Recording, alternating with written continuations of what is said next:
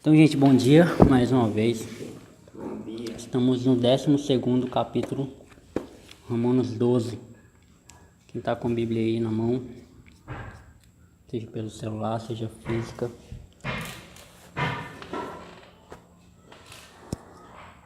Vamos lá para mais um encontro. O tema de hoje é: quem é você no reino de Deus?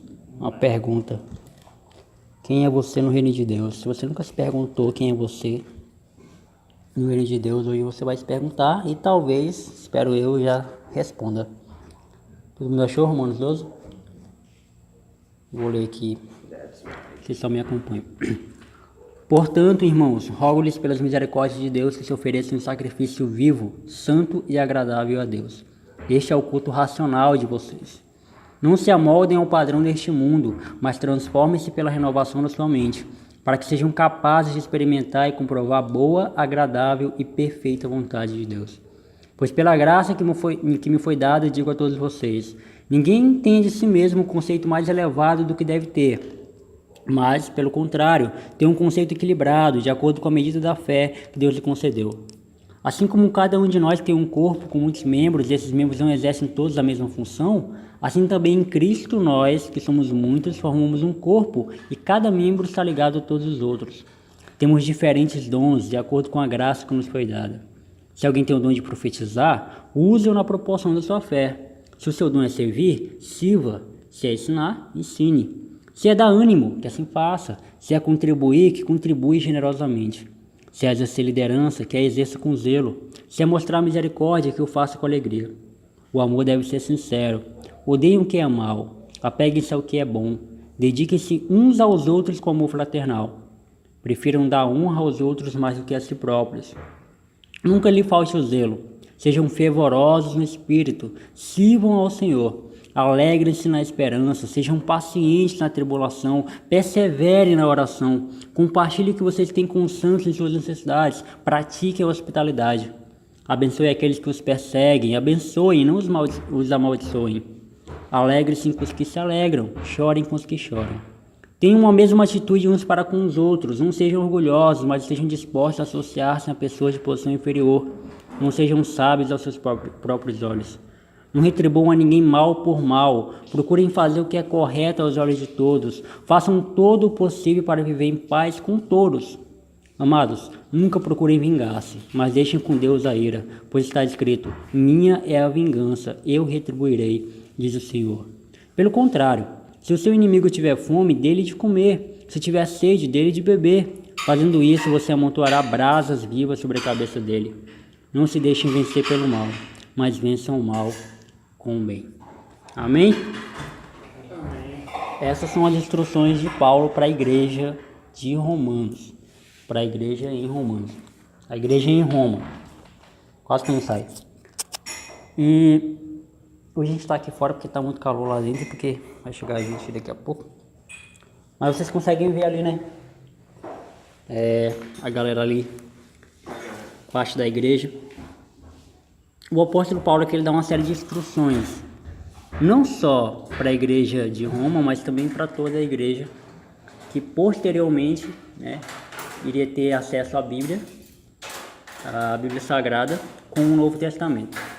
Mais uma vez eu lembro a vocês que o apóstolo Paulo não tem a Bíblia que a gente tem hoje. Hoje a gente tem de Gênesis a Apocalipse. O apóstolo Paulo só tinha de Gênesis a Malaquias. Não, perdão, ele tinha de Gênesis, ele tinha Mateus, Marcos, João e Lucas também, os evangelhos. Ele tinha os evangelhos também. Mas o apóstolo Paulo não tinha toda a Bíblia como a gente tem hoje, então a base dele era o Antigo Testamento. E ele vai dar uma série de instruções aqui pra gente. E quando eu coloquei o tema da mensagem, quem é você no reino de Deus, foi justamente para situar a gente, situarmos em sabermos quem nós somos, o que nós temos exercido. Porque não é o simples fato de nós conhecermos Jesus, vir fazer parte da adoração livre todo final de semana, mas continuarmos sendo essas pessoas medíocres que não sabem o que tem que fazer na vida. É a mesma coisa, você terminou o ensino médio, você vai fazer uma faculdade, você faz o Enem, a faculdade que você passar você vai fazer. Mas você não sabe se você tem vocação para aquilo, você não sabe se você realmente vai se dar bem naquela área. Você só tá ali para fazer porque o hype foi e você acompanhou o hype, né? Mas você não sabe se aquilo realmente é o desejo do seu coração. Quando eu estava envolvido com igrejas pentecostais, né? O que é até engraçado, que é até irônico, o Rafael ainda de vez em quando vai numa, ele vai poder dizer melhor. Todas as vezes que o grupo de jovens se apresentava era para cantar. O cara não podia cantar nada, mas ia lá, o coralzinho cantar. Gente, vamos ensaiar para cantar. E eu nunca entendi aquilo, eu realmente nunca entendi. Por que a gente só canta? O grupo de jovens só canta. Por que a gente não, sei lá, se reúne e vai evangelizar, ou se reúne e faz um encontro só nosso? Eu nunca entendia. E essa, ao meu ver, né, era a maneira de inserir o grupo de jovem na congregação. Porque as pessoas tendem a enxergar o jovem como um bobão, né, como um jovem, pá, tem que ensinar o jovem não sabe, quem sabe são os adultos, os mais velhos, o jovem é um bobão, pá e tal. Enquanto você olhar para o jovem como um bobão, né, você só vai ter a bobagem do jovem, você nunca vai ter a maturidade. Você tem que ensinar e dar capacidade para o jovem de produzir. E é o que o apóstolo Paulo está falando. Se isso aqui é uma congregação, se isso aqui é um ambiente de igreja, se nós somos um corpo, então esse corpo ele tem que ser regido, né? A gente é alimentado toda semana com a palavra de Deus. Esse corpo ele precisa ganhar combustível. Imagina um carro sem pneu, imagina um carro sem um volante, imagina um carro sem gasolina. Ele não anda. Faltando uma peça sequer, ele não anda. Ou se anda, mas não anda da mesma forma que outros carros que são completos. E isso deveria fazer a gente pensar em algumas coisas. Micael, versículo 2.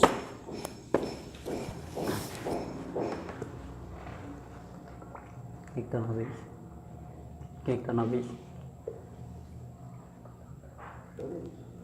Sou eu. Rafael 2. Não se amoldem ao padrão deste mundo, mas transformem-se pela renovação da sua mente, para que sejam capazes de experimentar e comprovar a boa, agradável e perfeita vontade de Deus. O primeiro passo é que o mundo ele não pode ser o nosso padrão de vida. Acontece muito com quem se envolve com a igreja em querer que o mundo seja o seu padrão de vida. Em qual sentido eu estou falando isso? O mundo seu padrão de vida. As pessoas almejam sucesso na igreja, né? Eu cheguei na igreja como um crente de banco, e aí depois eu comecei a tocar, e agora eu sou ministro de louvor da igreja. Olha só, eu subi níveis. E não é assim. Você vai fracassar, mano. Se você for com esse ideal, você vai fracassar. Porque você não está aqui para cumprir estágio, você não está aqui para estagiar, você está aqui para ser servo. Independente de qual seja a sua função, aqui você é servo. Eu, por exemplo, eu estou falando aqui, eu vou passar 1 hora falando, mas eu estou servindo vocês com a palavra. Eu não estou sendo melhor do que vocês, muito pelo contrário, eu estou servindo vocês. Vocês estão sentados ouvindo eu servir vocês. Então qualquer coisa, se eu servir mal, vocês vão ser alimentados mal. Se eu servir bem, vocês vão ser alimentados bem. E isso vai frutificar. São palavrinhas muito comuns no Evangelho, né? Frutificar, crescer, enfim. Então, o padrão do mundo diz pra gente que a gente tem estágios a subir na vida, né? A gente tem objetivos, esses objetivos têm que ser alcançados. E aí, onde entra o problema na questão toda? Porque o padrão da vida nos torna competitivos. Você faz um concurso, você vai competir com outras pessoas. Você faz um Enem, você vai competir com outras pessoas. Não é isso? Agora tu imagina uma competição no reino de Deus. Não pode existir. Não pode existir competição entre nós. Muito pelo contrário, tem que haver união. Muita união. O que mais tem hoje em dia, cara, é isso. Competição entre pessoas na mesma igreja. Um dos motivos para que uma igreja não cresça, e quando eu falo em crescimento, eu não falo só em número de pessoas, mas eu falo em crescimento em fé, crescimento em oração, crescimento em produzir coisas para o reino, essa competitividade, né? Essa maneira desenfreada de um querendo ser melhor do que o outro, um querendo subir mais do que o outro, um querendo ter status mais do que o outro, um querendo chamar a atenção do pastor mais do que o outro, um querendo vestir uma roupa mais bonita do que o outro. E isso é prejudicial. Isso é prejudicial, porque isso vai nos dar um foco, um padrão de vida que dentro do reino de Deus não se aplica. Quando Jesus tá lá, mano, fazendo lá a pregação, ele chamou uma criança e fala, ó, isso aqui, essa criança aqui, ela é o reino de Deus. Ele tá falando o que para nós? Ele tá dizendo que idade, tamanho, não é o padrão do céu. O que é o padrão do céu é caráter, é maturidade, é pensamento. Aí, Doc, só foi uma bola, né? Aí sim, hein? Agora vai. Pois é. Onde é que parei? Parei na parte... Tá. Então a gente não pode ter um padrão. Um padrão do mundo para a igreja.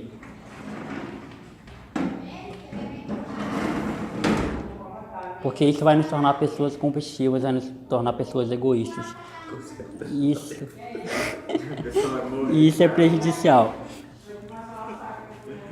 Eu ia falar uma coisa que fugiu da mente agora. Ah, tá. Quando eu frequentava uma igreja presbiteriana, e lá o nível de pessoal é classe média para cima, né? E eu era o único classe baixa. Classe baixa, bem baixa lá no nível da galera. E eu percebia, mano, que lá não existia esse negócio, né? De quem tinha um carro mais bonito e quem não tinha. Mas isso, em outras igrejas, pode acontecer. Por exemplo, a gente pode fazer exceção de pessoas que vão de ônibus para a igreja para as que vão de carro, entendeu? Para as que vão, para as que têm dinheiro e para as que não têm dinheiro. Porque é o padrão do mundo que é colocado dentro de nós. E eu vou te falar uma coisa, isso é pecado. Né? Um dia desse a mãe perguntou, né? Comemorar o dia das crianças é errado. Porque é o Nossa Senhora não sei o que. Eu falei, mãe, errado é falar mal dos outros. Errado é você não pagar a conta. Isso é errado. Comemorar o dia das crianças não é errado. Entendeu?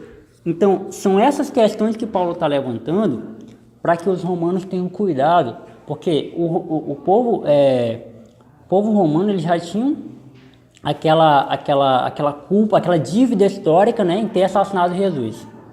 Ainda tem a dívida histórica também do racismo, né? E em ser intolerante com os outros povos. E também tem essa questão do olhar altivo, né? Do olhar só para si, do olhar de superioridade. Eu sou melhor do que os outros. E o apóstolo Paulo ele levanta algumas questões sobre quem estava perdido no meio do reino de Deus. Cara, qual é a minha função? O que eu faço? Eu não canto, eu não prego. Então, o que eu vou fazer? Marcos, lê pra gente aí o 3 e o 4. 3. Porque pela graça que me foi dada, digo a cada um dentre vós que não tenha de si mesmo mais alto conceito do que convém, mas que pense de si sobriamente, conforme a medida da fé que Deus repartiu a cada um. Interessante. Pois assim como em um corpo temos muitos membros, e nem todos os membros têm a mesma função. Então você não é inútil para o reino. Você tem uma utilidade dentro do reino de Deus.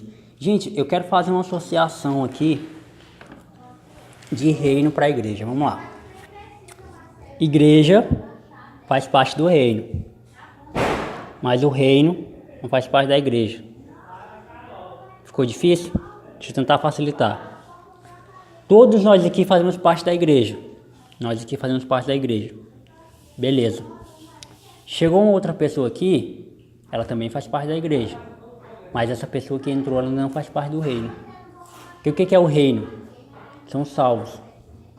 Entendeu? O reino de Deus é os salvos, são os eleitos. Então, se você faz alguma coisa para o reino, você está fazendo alguma coisa para a eternidade. Quando você faz alguma coisa para a igreja, é pensando no presente, é pensando no que a gente pode ver. É pensando no hoje, é pensando nas pessoas que vão fazer parte da adoração livre. Você está fazendo isso para a igreja, para o corpo de Cristo. Quando você faz alguma coisa para o reino, é pensando na eternidade. Entendeu? Então, você é útil para o reino de Deus. Em que eu sou útil para o reino de Deus? Pregue para o seu amigo. Se pregando para ele, ele pode se converter. O que mais eu posso ser útil? Sei lá, faça uma boa faculdade, se forme em algo muito bom e ajude as pessoas naquilo que funde um grupo de estudo bíblico na sua faculdade, no seu trabalho, não sei lá, faça alguma coisa que vá colaborar para o reino de Deus. O que a gente não pode, mano, é passar o resto da vida ouvindo a mesma mensagem e não produzindo nada, e sendo infrutífero. Pessoas infrutíferas, elas são cortadas e são lançadas fora. É o que Jesus disse lá em Mateus, né? Pessoas infrutíferas que não produzem nada. O que a gente faz com a árvore que não produz nada? Só atrapalha. A gente lança e joga fora. Ela não vai render, ela não vai produzir nada. E uma árvore, quando ela não ajuda, ela atrapalha. Isso é óbvio, né?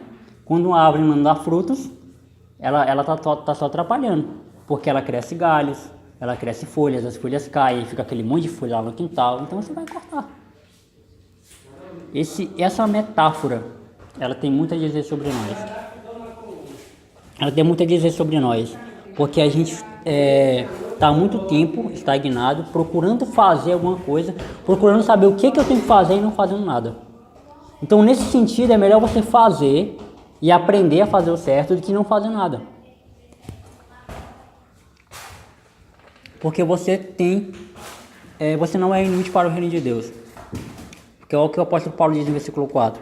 Assim como cada um de nós tem um corpo com muitos membros, e esses membros não exercem todos a mesma função, assim também em Cristo nós, que somos muitos, formamos um corpo, e cada membro está ligado a todos os outros. Vamos pegar um exemplo aqui. O meu pâncreas, eu não sei onde fica o meu pâncreas, eu não sei porque que ele serve. Mas eu sei que se tirar ele, vai fazer muita falta no meu corpo. Não vai? Vai não? O pâncreas que tira?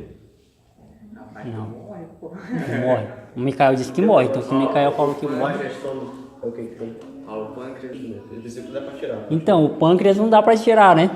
Mas eu não sei, eu nem sinto, eu não sei onde é que ele tá, mas ele tem utilidade. Entendeu? Tem utilidade. Essa minha unha aqui, eu nem sinto ela, mas se tirar vai doer. Tá ligado? Então é disso que o apóstolo Paulo está falando. Não importa o quão inútil você seja para o mundo, não importa o quão inútil você seja, aqui você tem utilidade. Porque Jesus não chama ninguém inútil. Jesus não chama ninguém incapaz. Você está aqui, você é capaz de fazer alguma coisa. Na minha antiga igreja a gente tinha a roda semanal, né? Que é mais ou menos o que a gente faz aqui. Mas é o que todo mundo tinha uma função na semana fazer alguma coisa para o reino. E toda vez a gente ia lá compartilhar. O que você fez? Eu ajudei uma velhinha a atravessar a rua e falei de Jesus para ela. Eu dei um sacolão pro meu vizinho que estava precisando, estava sem dinheiro. O reino, ele é Boa pergunta. de ações? Do reino de Deus, eu tinha entendido. E aí o outro falava, eu falei de Jesus com meu coleguinha. E a gente ficava lá, né, e falando, mano, beleza, tudo isso aí é bem-vindo. Mas e aí, a pessoa ouviu falar de Jesus? Né? E agora eu vou responder a pergunta do Marcos. A gente cai nesse erro de confundir muitas vezes o reino com aquilo que é igreja, com aquilo que era para ser feito para a igreja. Aí nenhuma nem outra, nem a igreja cresce, nem o reino soma com isso. Né? Porque o reino, olha só, Marcos, a igreja, ela cresce, o reino não. O reino ele não cresce, o reino já é reino. O reino ele ganha forma, o reino soma. Ou você soma com o reino ou você não soma com o reino. Entendeu? A igreja, ela é isso aqui, mas ela pode crescer, ela pode criar uma forma, ela pode criar um conteúdo, ela pode sair daqui para outro ambiente. Entendeu? A igreja ela ganha formas. E ela soma, ela cresce, ela ganha uma maturidade. O reino não, o reino ele já existe, ele coexiste na eternidade. Entendeu? Então, quando eu faço alguma coisa para o reino, eu faço pensando na eternidade. Tudo que é eterno é para o reino. O que é material é para a igreja ou para pessoa nenhuma. Entendeu? Por exemplo, se eu ajudo alguém a sobreviver, é para o reino. Eu estou falando de futuro, estou falando de vida, estou falando de produtividade. Entendeu? Agora, quando eu ajudo alguém com algum problema, que ele está passando no casamento, é para a igreja. O cara faz parte da igreja, a gente pode ajudar ele com problema de casamento. Por mais que a gente sabe que casamento é até que a morte nos separe, mas é até que a morte nos separe. O reino não separa. O reino é eterno. Entendeu? Então, isso que o apóstolo Paulo queria levantar. Você é útil para o reino de Deus. Ou seja, você é útil para que as pessoas possam conhecer Jesus. E a gente já escuta várias vezes as pessoas falar, fulano está desviado. Você é capaz de se desviar da igreja. Você pode sair da adoração livre e nunca mais voltar, que nem o Brito, que nem a Cristina, que nem a Karina. Mas o reino de Deus é algo que foi plantado na eternidade. Entendeu? Olha o que Calvino diz aqui. Somos chamados com a condição de vivermos unidos em um só corpo, visto que Cristo estabeleceu entre todos os que creem nele a associação e união orgânica que há entre os membros do corpo humano. Já que os homens não podem chegar a tal união por si mesmos, o próprio Senhor se tornou o vínculo dessa união. Esclareceu mais um pouquinho aqui o que eu quis dizer, né? O Jesus, ele é representado como um noivo e a igreja como a noiva. Então, o noivo, ele já está na eternidade. O noivo é Cristo, né? Ele é imutável. Então, a igreja, ela caminha para esse casamento. Ela caminha para o reino. E o reino é Jesus. Isso, e o reino é Jesus. O caminho é inverso. Enquanto a igreja vai para Cristo, Cristo vem para a igreja. Então, quando eu faço alguma coisa que leva as pessoas, se aproxima as pessoas de Deus, eu estou fazendo algo para o reino. Agora, quando eu faço alguma coisa para que as pessoas elas se acheguem a um ambiente de igreja, onde a igreja ensina, onde a igreja ora com elas, onde a igreja ensina o que é pecado, o que é errado, eu estou aproximando elas da igreja. E a igreja vai até o Senhor. O caminho, gente, é por isso que eu falo. Os calvinistas, eles têm que pregar o evangelho justamente por isso. A gente não sabe quem é eleito. A gente não sabe quem Jesus escolheu, quem Jesus salvou. Entendeu? Quando tem aquele olhar mais materialista, né? Que é o olhar de igreja. Ah, eu vou evangelizar as pessoas. Aí eu chamo as pessoas para ir para o culto. Isso não é evangelismo. Isso é um convite. Assim como eu chamo alguém para ir para o meu aniversário. Bora para o meu aniversário ali. Isso é um convite a ir para um evento. E igreja não é entretenimento, igreja não é evento. Igreja é um grupo de pessoas compromissadas com o reino. Olha que coisa bonita. Grava essa frase que vai sair no YouTube, hein? Igreja é um grupo de pessoas compromissadas com o reino. E Jesus já falou disso, né? Quando ele fala que não se preocupasse com o dia de amanhã e tal, porque basta cada dia o seu próprio mal. Ele está falando exatamente disso. Micael, versículo 5.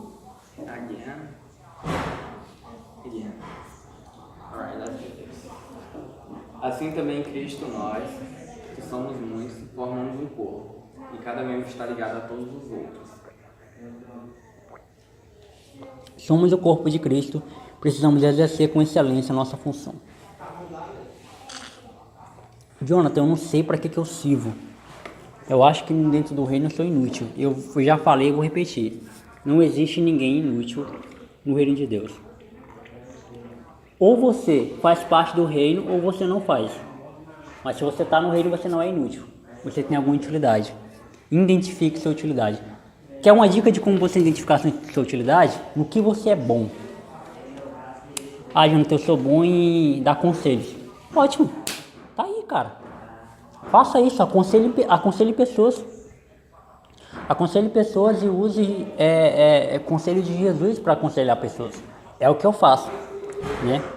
Eu nunca deixo com que os meus conselhos interfiram na opinião alheia. Eu pego os conselhos de Jesus e adapto, né, para a situação da pessoa. Porque, por exemplo, se eu fosse usar os meus conceitos, eu ia ser machista que só nos meus conselhos, eu ia ser homofóbico que só nos meus conselhos, né? Eu ia ser um cara mais chato, porque eu sou chato. Mas eu deixo com que Jesus fale por mim. Cara, esse é o maior dom que você possa ter na sua vida. Ser bom em dar conselhos para as pessoas. Porque o importante isso que eu vou falar pode soar até estranho. Hã? É que emoções. O importante é que emoções. Exatamente. E pode até soar estranho o que eu vou falar agora, mas eu espero que vocês me compreendam. Tem pessoas, por exemplo, que dão conselho de relacionamento. Você fala, é ótimo dar conselho de relacionamento, mas a vida sentimental é uma bosta. Pá, não interessa a tua vida sentimental. Porque quem cuida da tua vida sentimental é Jesus. Agora, se você sabe aconselhar as pessoas a viver uma vida sentimental, é sinal de que você é um conselheiro sentimental. E Jesus, ele te deu esse dom. Ou você acha que você já nasceu sabendo disso? Ou você tem experiência suficiente para saber disso? Não, cara. Deixa com que Jesus fale por você. Assim você vai ver o reino, somar no reino com isso. Beleza? Então, como corpo de Cristo, você é uma peça fundamental. Agora, uma coisa que não pode acontecer é nós mudarmos a nossa função. Por exemplo, o Micael tem um dom, né? Ele é ótimo em aconselhar. Só que o Micael ele não quer aconselhar, ele odeia aconselhar. O que o Micael quer é educar cobra. Exatamente. Ele não quer aconselhar ninguém, ele quer só ficar com a parte boa do negócio, né? Ele não quer lidar com os problemas alheios. E isso aí, mano, o Micael ele não vai somar para o reino e nem vai causar crescimento para a igreja, porque ele está fazendo a função errada. Fazendo uma metáfora aqui no sentido mais esportivo do negócio, é mais ou menos querer colocar um zagueiro no ataque. Ele não vai conseguir desenvolver. A função dele é defender, é ser zagueiro. Ele vai conseguir fazer gol lá na frente.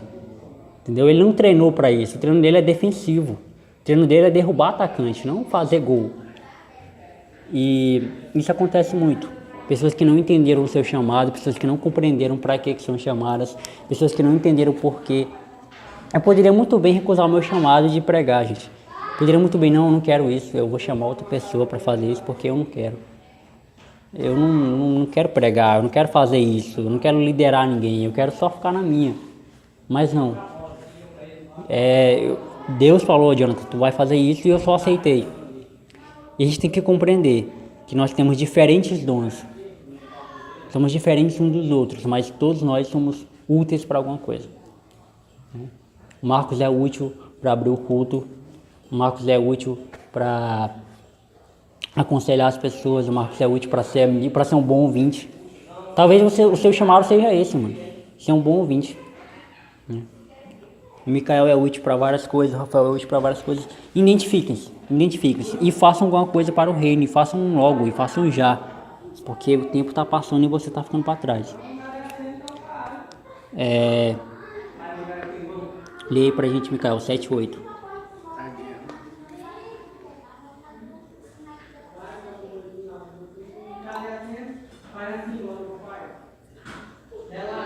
Se o seu dom é servir, sirva.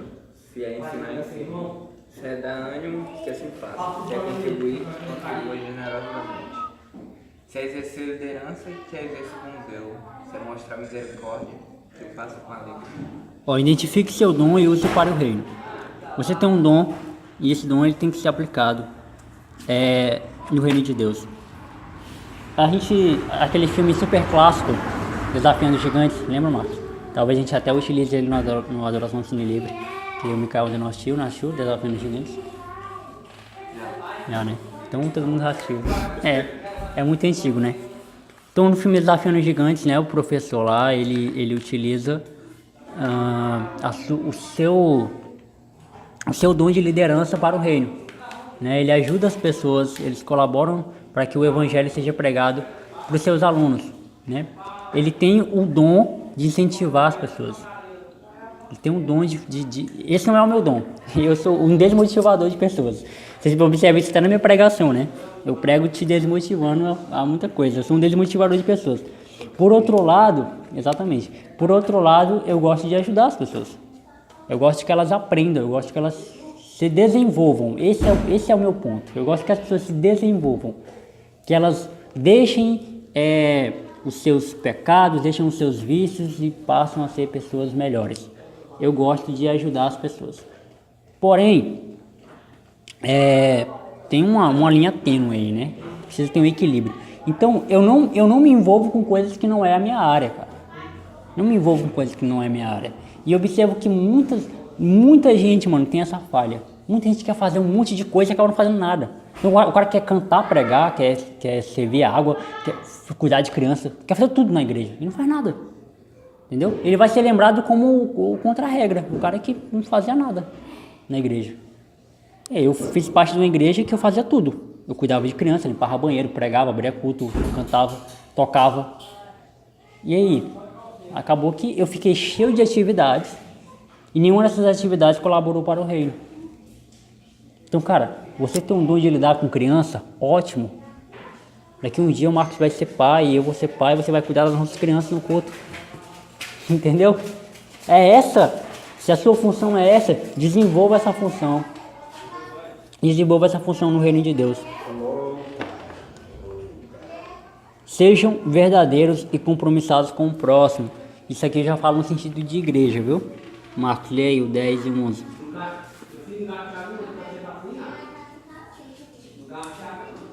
O 10. Amai-vos cordialmente uns aos outros com amor fraternal, preferindo-vos em honra uns aos outros.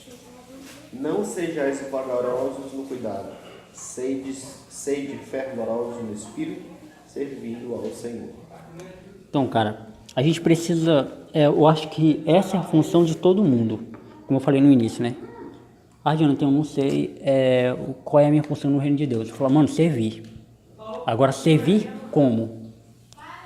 Todo mundo que está aqui é servo. Todo mundo que está aqui é servo. Eu já falei para vocês, né? Eu estou aqui para servir vocês com a palavra, com a pregação. Agora, o Micael serve todos nós com alguma coisa, o Rafael serve todos nós com alguma coisa, o Marcos serve todos nós com alguma coisa. Você está aqui para ser servo. O desejo do meu coração é que em uma adoração livre você chegue pra gente, na hora que a gente perguntar, mano, como é que foi a semana? O Micael falar assim, mano, eu preguei o evangelho com meus amigos. Eu falei de Jesus, estava 3 amigos lá, eu comecei a falar de Jesus, eles começaram a se interessar, eles começaram a chorar, eu abracei eles, todo mundo fez, glória a Deus, e começou a falar aí na baixúrias. Glória a Deus. Esse é o desejo do meu coração, mano. O Marco chegar aqui no final de semana, mano, eu fiz um culto lá em casa, os caras estavam lá, eu comecei a falar de Jesus, e os caras queriam ouvir o evangelho, e eles aceitaram Jesus, e glória a Deus, e caramba, mano, que top. O desejo do meu coração é que o Rafael chegue lá na minha escola, os caras perguntaram se eu era crente, eu comecei a falar de Jesus, e eles ouviram, pai e tal, e mano, foi top. Isso é importante, cara, isso é importante. Eu já falei isso aqui pra vocês, eu só quero uma brecha. Se me der uma brecha pra falar de Jesus, eu falo. Eu só quero uma brechinha, só quero que a pessoa fale inferno. Opa! A pessoa falou inferno, vou lá falar de Jesus pra ela agora. Aconteceu isso comigo ontem. Os caras estavam falando de política, pai e tal, e eu ouvi a palavra Salvador. Salvador, e moleque, eu larguei meu atendimento, cheguei na roda, pai e tal, pai. Eu falei, mano, aí olha só, olha como o evangelista aqui é muito doido, né? Falei, gente, independente de quem ganha as eleições, ninguém vai salvar o Brasil. O único que pode fazer isso é Jesus. Olha que lindo. Aí todo mundo ficou, esses 2 segundos de silêncio, né? É verdade. Mas se bem que se o Bolsonaro ganhar, aí voltou aquele negócio novo, né? Mano, eu sei que eu plantei a semente lá. Entendeu? Porque, olha só, gente, evangelista frustrado é evangelista que quer salvar as pessoas. Porque o evangelista que sabe que quem faz a obra não é ele, mas sim Jesus, ele sabe que só precisa plantar a semente. Outro vai colher. Tá ligado? Outro cara vai colher essa semente que você plantou. Você só precisa plantar a semente. Talvez se eu não tivesse abandonado lá o meu lugar e tivesse entrado na roda para falar de Jesus, as pessoas não iam ouvir. Elas iam passar o resto do dia todo sem ouvir falar em Jesus. E a gente vive num momento onde a salvação do Brasil está na mão de candidato A ou candidato B. E é nessa hora que você tem que falar, mano, não. As coisas podem melhorar, que é o que a gente espera. As coisas podem ter avanços, que é o que a gente espera. Mas a salvação do país, o que vai deixar o cara de ser marginal, de ser bandido, não é um candidato, é Jesus. O que vai deixar a moça lá parar de se prostituir não é um candidato, é Jesus. O que vai fazer com que a educação ela dê passos largos não é um candidato A ou candidato B, não é o ministro A ou o ministro B, é Jesus. A salvação do Brasil e do mundo está nas mãos de Jesus, cara. E você é agente dele. Olha que palavra, né? Pesada. Agente. Você é agente dele, cara. Corra atrás de prejuízo. Jonathan, que prejuízo? É o tanto de tempo que você ficou calado. Esse que é o prejuízo. Eu vou te dar aqui algumas características de um cristão que ama o reino. E é aqui onde eu vou te pegar. Faça um checklist aí dessas coisas se você preenche esses requisitos. Eu vou falando as coisas aqui e vocês vão levantar a mão, tá? Só pra gente ver como é que tá o saldo. Inclusive eu também vou levantar a mão. Vamos saber se a gente realmente ama o reino. Você ora?